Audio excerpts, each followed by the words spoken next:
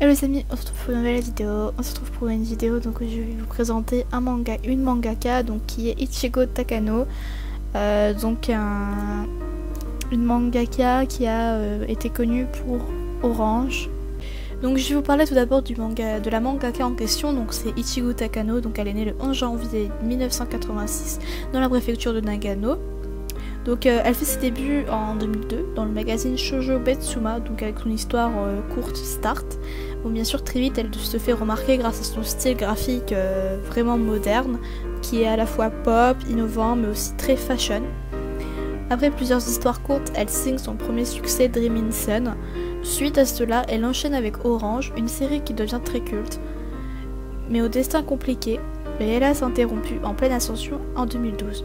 Ichigo Takano hésite alors à interrompre sa carrière de mangaka, mais grâce à Futabasha, éditeur avant-gardiste et connu pour des titres de qualité comme Coq de combat, Zéro pour l'éternité, Syndrome 1866, elle décide finalement de recommencer à dessiner dès 2013.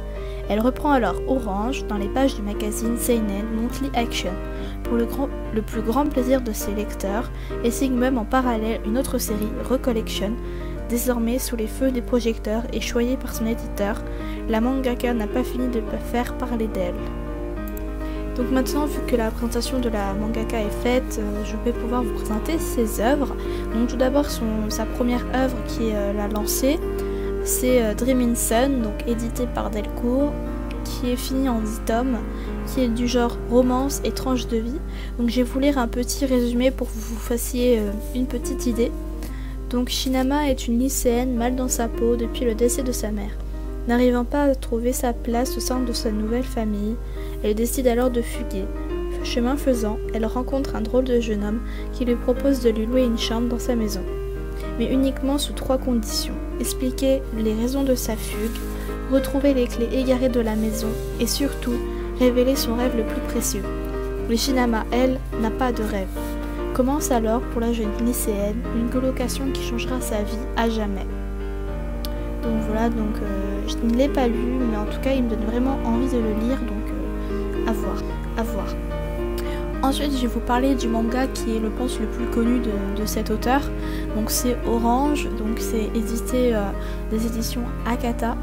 Donc c'est une romance étrange de vie. Il y a 6 tomes de sortie, mais c'est toujours en cours. Voilà, elle a repris les éditions. Donc je vais vous lire un résumé. Un matin, alors qu'elle se rend au lycée, Nao reçoit une drôle de lettre, une lettre du futur.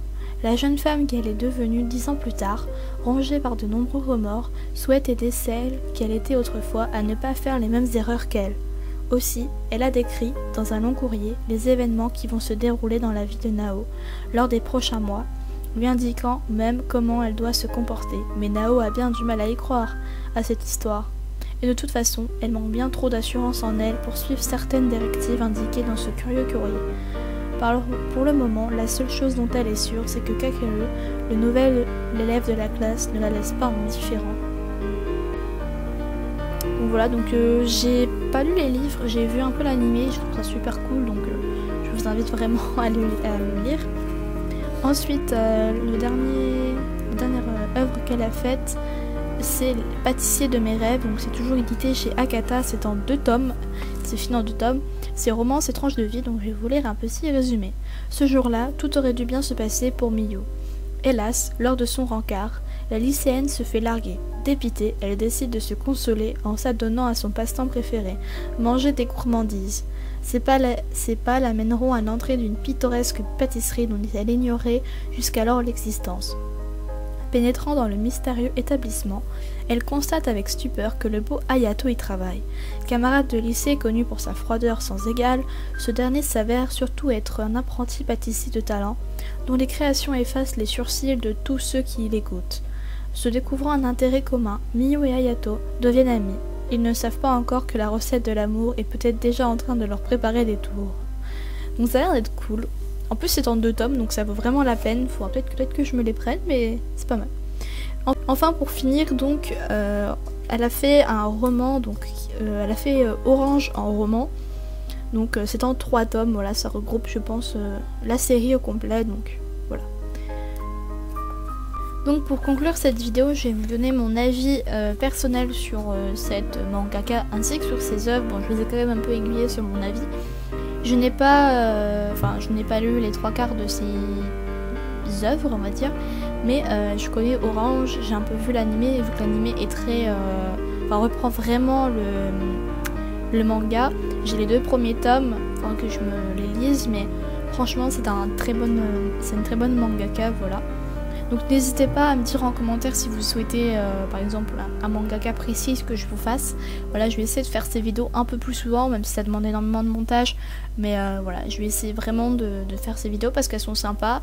Voilà, elles sont cool à faire et puis c'est agréable de découvrir forcément des mangaka pas très connus et surtout connaître leurs œuvres qui ne sont pas forcément des œuvres super connues mais qui sont tout aussi bien. Donc voilà, n'hésitez pas à me dire ça, ça me fera très plaisir. Bon bah je pense qu'on va se laisser là, voilà. Merci pour tout, et on se retrouve pour une prochaine vidéo. Allez, bye tout le monde.